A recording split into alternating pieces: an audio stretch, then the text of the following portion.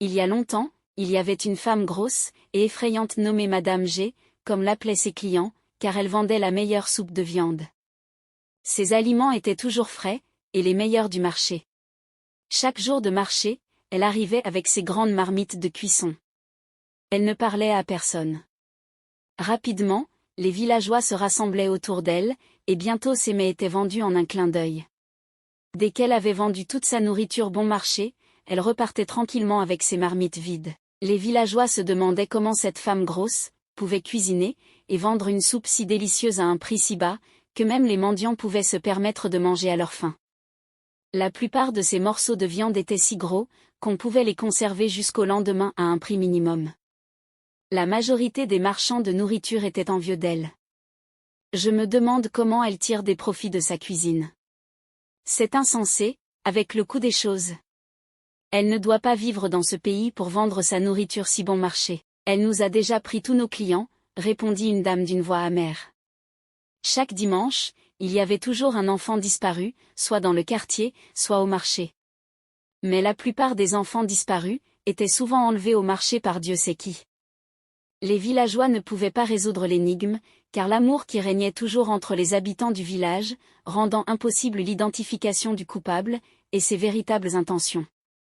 Cela ne dérangeait pas beaucoup Madame G, car elle parlait rarement aux gens, sauf lorsque ses clients venaient acheter chez elle. Malgré ses aliments bon marché, elle avait une attitude d'ostracisme, une apparence de « ne me dérangez pas », et gardait toujours ses distances, ne se mêlant pas aux autres femmes.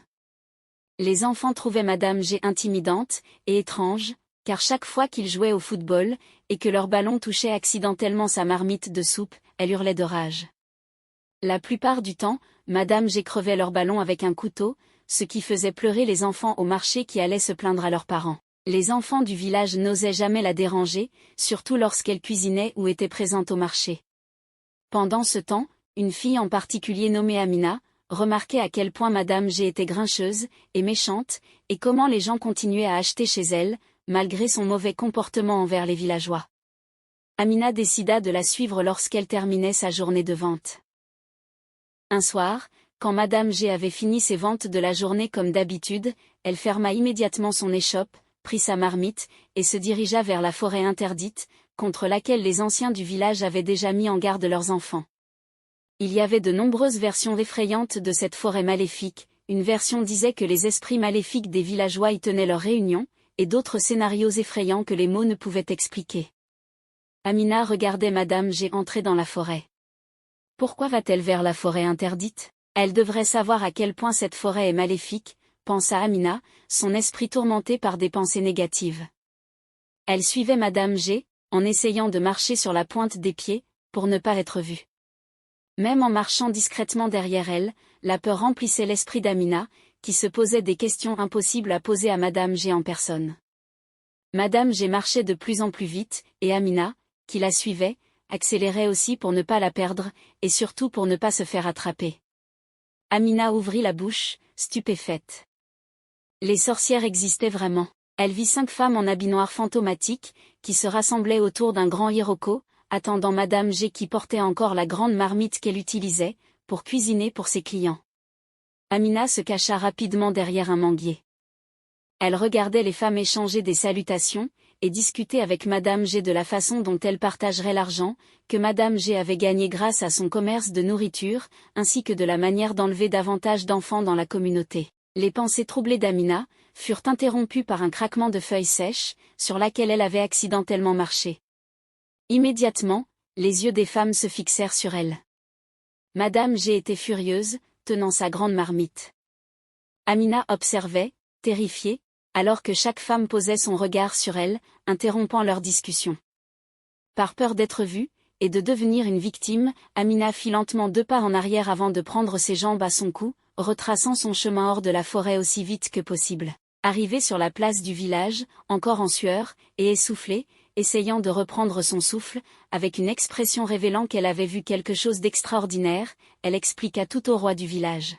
« Mais pourquoi une pauvre orpheline comme toi a-t-elle suivi Madame G dans la forêt? Tu connais les conséquences de tes actions.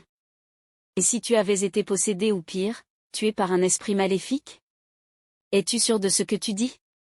J'espère que ce n'est pas une blague, dit le roi en ajustant sa position sur le trône, les yeux fixés sur Amina. Il ordonna alors à ses gardes de se rendre dans la forêt maléfique, pour en déloger les femmes maléfiques. Dans la forêt, les femmes barbares, y compris Madame G, s'inquiétaient de la fille qui les avait vues, et discutaient de la possibilité de retourner au village. Madame G suggéra alors de rester dans la forêt, sinon elles seraient toutes tuées par les villageois, car la petite fille avait découvert leur secret.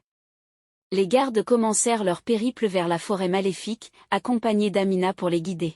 Dès qu'ils atteignirent l'endroit où Madame G et ses complices se cachaient, les gardes s'avancèrent vers elles, les tirèrent de leur cachette, et leur attachèrent les mains comme des esclaves, les battant sévèrement. Ils virent tous les vêtements des enfants pendus à chaque arbre, et emportèrent tout. Ils traînèrent les femmes, jusqu'à la place du village où tous les villageois étaient rassemblés. Le roi fut d'abord stupéfait de voir les vêtements des enfants qu'elles avaient tués, puis il cracha sur Madame G et ses complices qui avaient commis un sacrilège. Certains villageois qui avaient mangé la nourriture de Madame G pleuraient de regret. Les parents des enfants que Madame G avait tués pleuraient de douleur immense. Le roi ordonna alors aux villageois de les lapider à mort, car elles ne méritaient pas de vivre. Grâce à Amina, qui avait sauvé la communauté, le roi la récompensa pour son courage. La morale de cette histoire est de faire attention à ce que l'on mange à l'extérieur, et de ne jamais tuer personne pour remplacer un animal.